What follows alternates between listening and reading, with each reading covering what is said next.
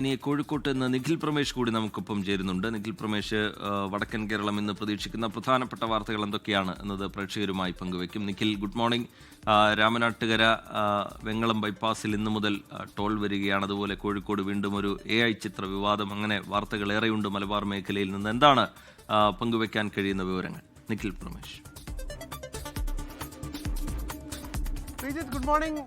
ഇന്ന് മലബാറിൽ നിന്ന് പ്രധാനമായും നമ്മൾ പ്രതീക്ഷിക്കുന്ന വാർത്തകളിൽ ഒന്ന് എന്ന് പറയുന്നത് നമ്മുടെ എല്ലാ യാത്രാ സ്വപ്നങ്ങൾക്ക് വേഗത കൂട്ടിയ ബൈപ്പാസുകൾ ഓരോന്നായി ഇങ്ങനെ അതിൻ്റെ പണികൾ പൂർത്തിയായിക്കൊണ്ടിരിക്കുകയാണ്.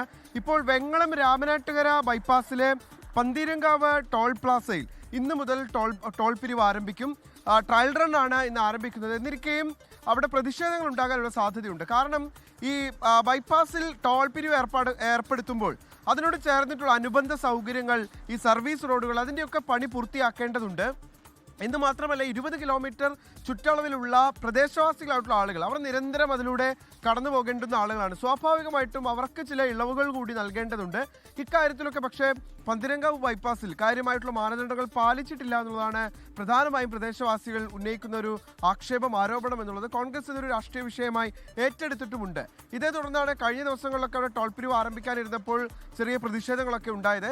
എന്തായാലും ഇന്നിപ്പോൾ ട്രയൽ റൺ ആരംഭിക്കുന്നു എന്നിരിക്കെ അവിടെ പ്രതിഷേധം ഉണ്ടാകാനുള്ള സാധ്യതയുണ്ട് എന്നുള്ളതാണ് ഒരു പ്രധാനപ്പെട്ട വാർത്ത. അതോടൊപ്പം തന്നെ ഇന്നലെ മുഖ്യമന്ത്രിയും ഉണ്ണികൃഷ്ണൻ പോറ്റിയും ഒരുമിച്ച് നിൽക്കുന്ന ചിത്രങ്ങൾ പങ്കുവച്ചതുമായി ബന്ധപ്പെട്ട് കഴിഞ്ഞ 16-ന് പോലീസ് കേസെടുത്ത യൂത്ത് കോൺഗ്രസ് പ്രവർത്തകർ ഇന്നലെ ബാലുശ്ശേരി പോലീസ് സ്റ്റേഷനിലേക്ക് പോലീസ് വിളിച്ചു വരുത്തുകയും തുടർന്ന് ഇദ്ദേഹത്തിൻ്റെ ഫോൺ പോലീസ് വാങ്ങിവെക്കുകയും ചെയ്തിരുന്നു. CPIM Thrikkuttissery branch secretary EP Vijeesh നൽകിയ പരാതിയിലാണ് പോലീസ് കേസെടുക്കുന്ന സാഹചര്യം ഉണ്ടായിട്ടുള്ളത്.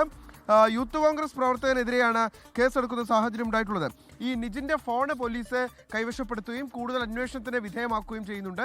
ഈ വാർത്തകളിൽ നമ്മൾ ഫോളോ അപ്പ് പ്രതീക്ഷിക്കുന്നു. അതോടൊപ്പം തന്നെ ഹർഷീന, വയറ്റിൽ കത്രിക കുടുങ്ങിയ ഹർഷീന വീണ്ടും ഒരു സമരരംഗത്തേക്ക് ഇറങ്ങുന്നു എന്നുള്ള വാർത്ത കൂടിയുണ്ട്. അതും ഇന്ന് ഈ ദിവസങ്ങളിൽ പ്രധാന വാർത്തയായി പുറത്തു വരും.